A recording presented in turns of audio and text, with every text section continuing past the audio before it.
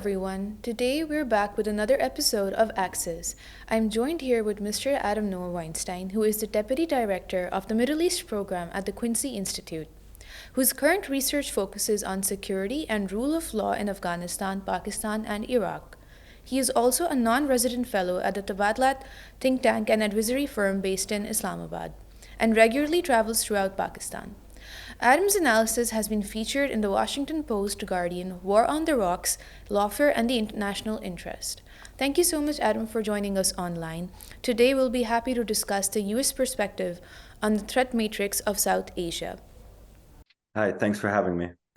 So, first things first, a lot has been going on in South Asia, especially with the election cycles coming in. So, there's Pakistan that will be going into the election cycle in 2024. The date has already been announced.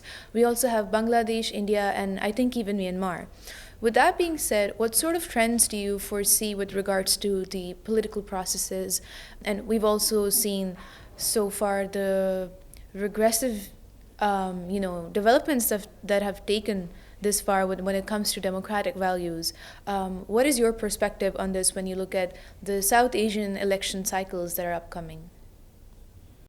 Well, I'm not really an expert on elections in South Asia, but I'd say we've seen, as you said, regressive cycles in democracy throughout South Asia. I mean, in Myanmar, we have the uptick in the campaign of the Tatmadaw, or the military government, against ethnic armed organizations, but that's even expanding into the Bamar majority areas, which is the majority ethnic group, which previously hadn't seen violence, but we see an uptick in clashes in parts of Myanmar where there hadn't been much violence. And we see, I guess we could call flawed democratic processes from Bangladesh to India to Pakistan, if I'm being frank. Now, luckily, the elections still seem to be happening in Pakistan and India. From a U.S. perspective, when I see elections happen in South Asia, I worry about the kind of rhetoric that's going to emerge during the election cycle. Is it going to be an opportunity for resolving conflict between India and Pakistan? Or is it going to be an opportunity or is it going to be used by politicians to rile up their base in a way that is not good for sustaining peace? We've seen a relative peace along the line of control, and I think everybody should be thankful for that. People forget that prior to the conflict in Ukraine, the line of control was where, people imagine that the biggest threat to, or the biggest potential for a nuclear conflict could emerge from that, a conflict between India and Pakistan. Once the conflict in Ukraine took off, there was more focus on that, a potential conflict between the West and Russia that could involve nuclear arms. But prior to the war in Ukraine, South Asia was the focus, and it still should be a focus. So that's what I worry about. What kind of rhetoric is going to emerge in these election campaigns? But nevertheless, I think it's important that these elections are taking place in Pakistan and India, and I think we should be thankful for that. So I was going to come on to Pakistan, India a little later, but since you've mentioned it, with the sort of developments that are taking place, even in Southern Asia, as we would now like to call it, India, Pakistan, and China, you just cannot sort of miss the triangle when it comes to the regional dynamics. So it's the only place on earth where you've got three nuclear armed states sitting and not having really the best borders. Thank God Pakistan-China relations are good, because then that would have been a perfect recipe for disaster. And we've seen all of these states engage with each other on the borders. Pakistan and India, as you rightly mentioned, prior to the Ukraine war, were at the brink of another nuclear incident. Also, since I think in 2019, we had the issue of the BrahMos missile incident that happened, or if I'm not, saying it the wrong way, but Mike Pompeo talked about how this could potentially escalate, and no one, was seemingly paying attention to it anymore. So currently, what sort of perspective or efforts are present within U.S. policy circles when it comes to mitigating the nuclear risk, when it comes to India and Pakistan are sort of mediating that. Although I do understand the onus for this particular problem lies on India and Pakistan. Well, look, I'm not privy to what's going on in government, and I don't represent the U.S. government in terms of mediating that. I think that the U.S. government is supportive of the ceasefire and that exists along the line of control, and I think it's always been a priority in terms of nuclear security is always a priority for the U.S. government when it comes to Pakistan, and it should be when it comes to India as well. And I have to give Pakistan credit that I think it showed restraint when an unarmed missile, entered Pakistani territory. And I think that was probably noted in the U.S. government. Again, I can't speak for the U.S. government, but I think Pakistan showed incredible restraint and was responsible about that, and has received credit for that.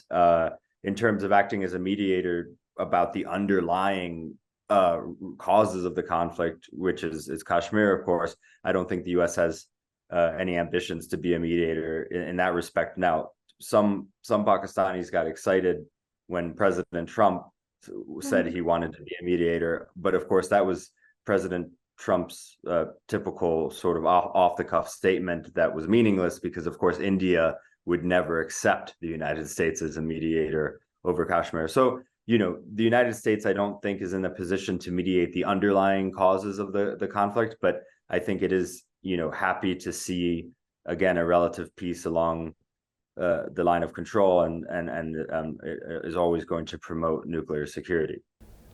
Well, thanks for answering that. And on U.S. engagement, of course, last we spoke, we sort of discussed the over-the-horizon sort of policy that the U.S. would be taking when it comes to Afghanistan post-withdrawal. What I would like to understand right now is currently the Pakistan-U.S. relationship in your perspective with regards to Afghanistan, because Pakistan recently made a very stringent policy of sending back Afghan illegal immigrants back to Afghanistan. And yet at the same time, Pakistan also ensured, some provinces ensured that some of these illegal immigrants could be taken care of still if they're still having trouble crossing the border, and so on. So what I want to understand here is, when the United States is currently sort of busy in its partnership with India, when the South Asian region is now rather being submerged in the Indo-Pacific policy, how do you then see collaboration when it comes to Afghanistan with other regional countries like Pakistan?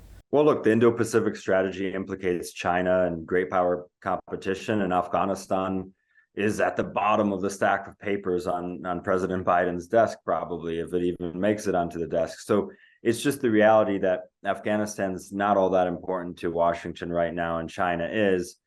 In terms of, I do think Pakistan's critical for, the United States in terms of counterterrorism and in terms of managing Afghanistan. And I'm, to be honest, critical of the Pakistani government's decision in terms of how it handled expelling Afghan refugees, and some of these reports about them being charged exit fees are troubling. At the same time, I also recognize that Pakistan has carried a much larger burden for refugees, and so has Iran, and so has Turkey, than the West has. And I think folks in the United States and in Europe have to keep that in mind. We're talking about millions of people. And of course, it's very easy to throw stones from glass castles when you're sitting in the United States. We haven't even been able to process all of the former interpreters who directly supported U.S. troops in Afghanistan. And of course, we have a million excuses, administrative reasons, legal reasons, and the U.S. government will, talk about these reasons. And yet we expect neighboring countries to shoulder the burden of millions of refugees. And I think that's unfair. At the same time, I think it was a poor decision for Pakistan itself, because I actually think Pakistan has gotten some prestige in terms of what it has done for Afghans. And I think that it might be a bit short-sighted to send them back to Afghanistan especially in the fashion that it's been done. And I don't think it's going to solve the TTP problem. That's my personal opinion. I do understand at the same time that you know the Hawala networks, the flow of U.S. dollars from Pakistan to Afghanistan, and things like that have caused real hardship for Pakistan. And I understand that the optics of Afghans having encampments in the capital and things like that, you know, in terms of domestic politics, that's going to create a troubling discourse in any country. And we see the same kind of discourses happening in the United States about migrants from South America and from Central America. So I don't expect Pakistani society to be any different. I just think it was probably a strategic blunder for Pakistan. Then again, you know, the withdrawal from Afghanistan and the last 20 years of war has left a burden for the region that, you know, unfortunately the United States isn't carrying. That's an interesting point here, because here in Pakistan, we get to hear the narrative that it's rather about putting pressure on the Afghan Taliban's interim government in Afghanistan to disengage with the TTP, to ensure that militant outfits do not thrive. But we've seen that regardless, there has been a growth of terror attacks within the region. We're seeing the growth of ISKP. It's something that needs to be tackled collectively in the region. But Pakistan chose to send back the illegal immigrants in a very short notice. And the way it happened, you're absolutely right, could have been done in a better way, of course. But on that note, since you mentioned the issues of migration and displacement, on one end in South Asia, we are seeing this because this happening because of conflict. And for South Asia, perhaps the largest conflict has been that of Afghanistan and perhaps what's going on in Myanmar and some other areas. But at the same time, there are climate-induced people displacement that is also happening. Pakistan and India were both mentioned on the climate list to be the most affected countries by climate change.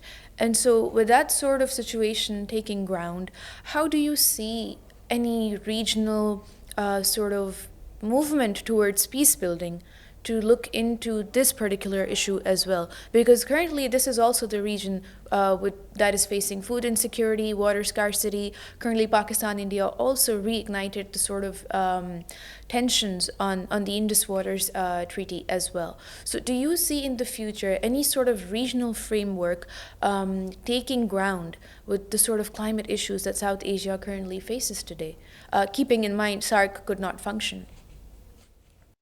Well, first of all, if I can go back to one point you made, I do understand that one of the justifications for sending back the Afghan refugees is that it will it will embarrass the Afghan Taliban, and second, it will stop the flow of remittances, which is going to hit them where it hurts.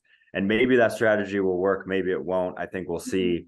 I do think we're dealing with ideological links between the Afghan Taliban and the Pakistani Taliban that are going, not just ideological links, but familial links in which they're literally intermarried with one another in a way that is going to be hard to break. And as while there are some pragmatic Taliban, I think, you know, at the end of the day, they don't necessarily think they achieved their victory through pragmatism so much as they achieved it through steadfastness. So I think it's going to be difficult to change their minds about certain issues, and we're going to see that happening. In terms of climate and water security, look, we saw even exchanges of fire between the Taliban and Iran over the flow of water between Iran and Afghanistan. So we're going to see those tensions flare up. In some sense, we've spent way too much time when I say we, I mean the policy community and even the government and NGOs talking about militancy and terrorism when climate change truly presents an existential threat to the region. We'll spend hours and hours talking about the fact that the TTP launched an attack on the outskirts of Diyai Khan that killed a few people. Exactly. And yet there's almost no attention given to the fact that 33 million Pakistanis were affected by these floods. Nothing substantial has been done to avoid a repetition of that. There's not really substantial progress towards climate resilience. Yes, the global north, needs to change its carbon footprint. But at the same time, even if the global north did everything it needed to do today, that wouldn't be enough to prevent the next flood. So climate resilience has to happen. You have to have both things at once. You have to address the fundamental problem of climate change, and you also have to address the short-term, issue of climate resilience. And as far as I can see, that's not really happening. And when I think about what can threaten the Pakistani state at the existential level, I don't think it's TTP. I think it's economic forces and climate change. And if the TTP managed to eliminate entire communities in SWAT and affect millions of people and kill thousands of people in such a short time, the way the floods did, we would be talking about it nonstop. But because it's climate change and because it's seen as a natural disaster, for some reason, psychologically, I think the general population and policymakers look at it differently. And South Asia truly is at the front line of climate change. And of course, the US government does have partnerships with Pakistan, such as the Green Alliance and so forth. I just worry, is it too little too late? I think we need much more much more robust programming. And I also worry that many of the pledges for aid related to climate resilience that happened in Geneva are not actually going to come into fruition. And even if they did come into fruition, would they be spent properly? These are questions we need to ask. And so that is a big concern. And of course, the cost of not dealing with this upfront is going to be the kinds of conflict the tit for tat conflict over resources we see in South Asia. So it's interesting that you mentioned that climate and the economic challenges are what are the existential crisis for Pakistan, the real threats.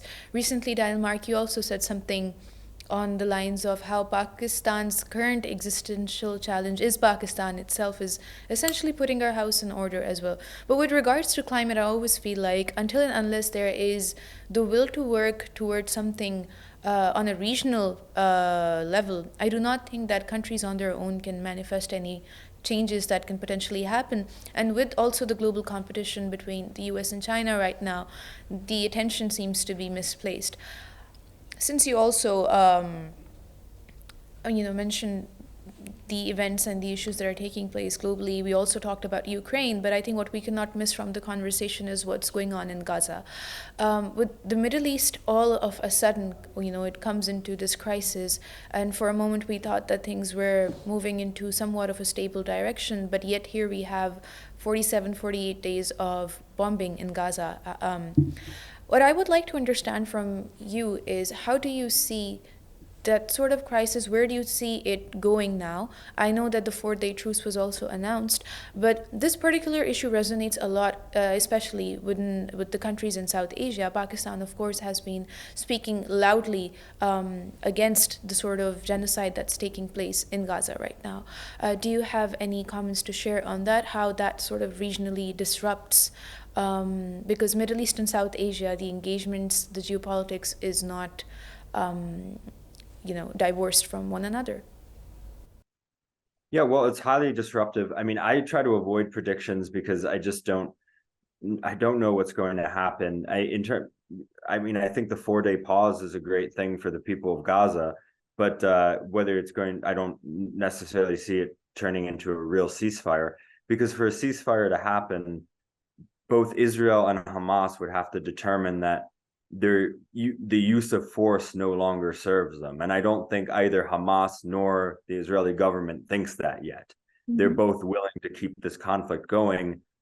And unfortunately, I think the reality is that neither Hamas nor the Israeli government sees the Palestinian casualties, which are staggering, as a problem. They're both willing to accept that for their own reasons. And so even though it's shocking the world, It doesn't, I mean, it shocks the conscience of the world to see the kind of civilian casualties and child civilian casualties on top of that we're seeing. But I don't think either of the two military sides in the conflict see that as a problem, so they're going to keep going. In terms of, I can only speak to, again, I'm not really an expert on the Israel-Palestine conflict, but in terms of how it fits into U.S. Middle East policy, I think no administration really since maybe the George W. Bush administration has really tried to address the Israel-Palestine conflict. They've tried to compartmentalize it.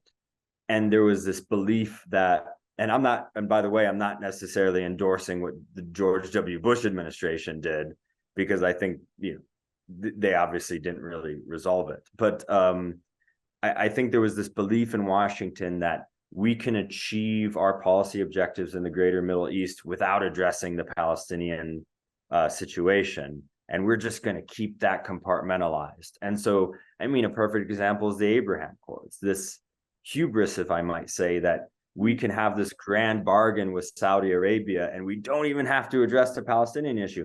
And Hamas, Hamas's attack on Israel and then Israel's response has imploded that process. And maybe we'll get back on track, but it's going to come at a much higher political cost for all involved. Saudi is going to want more concessions and so forth. So I think there should be a wake-up call in Washington that you can't just let this problem fester and not try to address it and think that you can achieve your aims in the rest of the Middle East at the same time. And of course, from an optics level, I mean, if the United States wasn't already unpopular in the Middle East and in Pakistan, and I mean, it's unpopular now. So it's been terrible optics, and I almost hesitate to even talk about optics when so many people are dying, and that's what we really should be talking about. But from a realpolitik perspective, there is an optics problem, and there's also a policy problem. The policy problem is that we have this kind of intractable conflict, and we have this relationship with Israel in which we don't have that much leverage over Israel. Israel seems to be, if you look at the early response of the Biden administration right after Hamas's initial attack, you see, okay, all of these world leaders went to Israel in a row. And I think that was intentional, and it was obviously designed to force Israel not to do anything too drastic, because you can't launch a ground invasion when there's a world leader visiting at the same time. And maybe that delayed things by a couple of weeks, but at the end of the day, it seems that Israel is quite intent on doing a full-scale invasion of Gaza. And I think the Biden administration probably feels a bit cornered about how to handle this situation. And I think there's also just been a lack of thinking, because again, this problem has been allowed to fester for years. And so there isn't really a plan in place. People are shooting from the hip. The Israeli state doesn't seem to have, what is the end state? Even if they were able to destroy Hamas, what happens the next day? I don't think the Israeli state has a plan. I don't think the Palestinian Authority has a plan. I don't think Washington has a plan.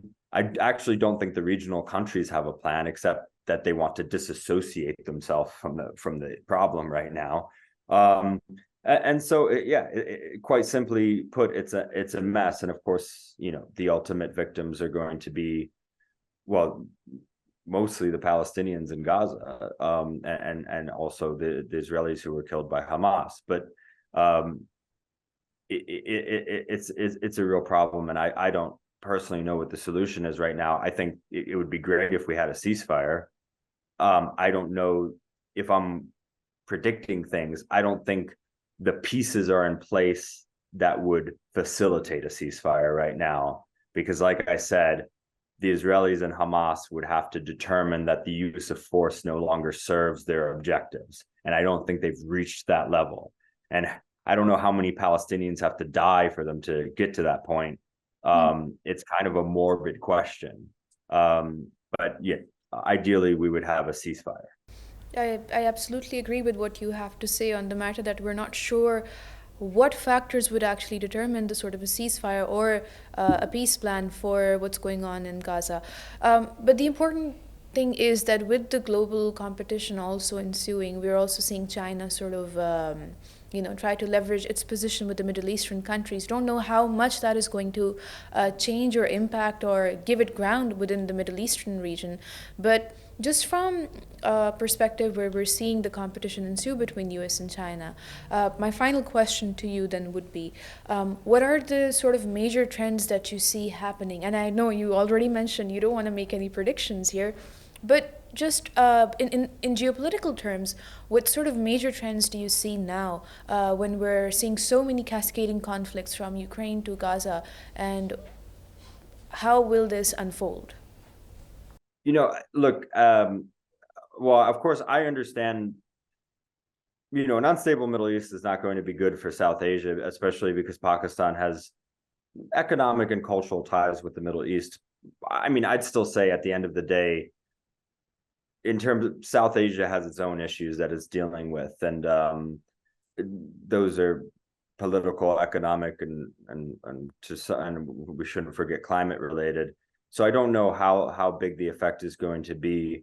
In terms of U.S. China competition, I think China in the Middle East, China's taking advantage of the fact that it's not seen as taking one side or the other.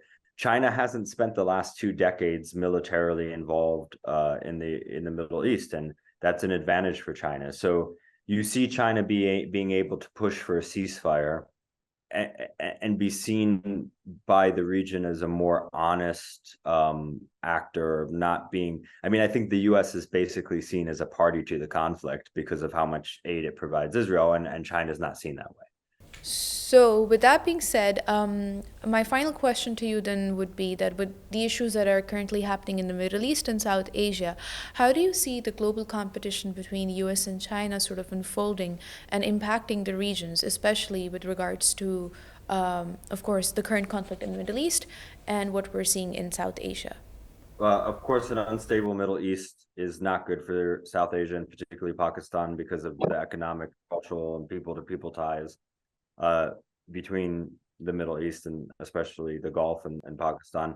But I'd just reiterate that the issues that face South Asia are substantial. They're economic, they're political, they have to do with climate change, and they're those are more important to address than what's happening in the Middle East for South Asia at least. But I do think, of course, we see that China has the advantage of not having been militarily involved in the Middle East for the last 20 years. It's seen by the region as a more honest broker. The United States is widely seen as a party to the conflict in Israel and Palestine because of its support, military, political support for Israel. So it's seen as being on a clear side in the conflict, although it is worth noting that the U.S. sends aid to Palestinians as well. But the aid to Israel, the military aid to Israel is substantial. And so I think China's taking advantage of this moment. And of course, to China's credit, it also helped broker renewed ties between Iran and Saudi Arabia. So we see the advantage of not having been militarily involved in the region. We also see the advantage of being a customer of both Iran and Saudi Arabia. There's an advantage there too. I don't know. Some of China's statements, I think, can be a bit empty. Does it actually have leverage to push for a ceasefire? Does it have leverage to change things? But at the same time, I think China is quite intelligently, taking advantage of the situation and the loss of credibility that the United States has in the region, and that should concern U.S. policymakers. Of course, ideally, the United States and China would both want wouldn't view peace as an area of strategic competition, and they would both work together to sort of foster peace in the Middle East. But I don't think that's exactly what's happening. I think China sees this as an opportunity to increase its prestige in the Muslim world, at the cost at the cost, at a cost for the United States. And I think that's what's happening. But of course, for the region, a more functioning U.S.-China relationship is always going to be better. And at least, we see from Xi Jinping's recent visit to the United States that there's some willingness on the part of both sides to have a less unstable relationship. There was the announcement that there's going to be higher level communication between the two militaries, and that so we're not going to have this unpredictable relationship, or at least that's the intention. And I think that's good for the rest of the world too, especially Pakistan, actually. Thank you so much, Adam, for joining and taking part in the show. Thank you so much, everyone, for tuning in. We will see you again on another episode of Access.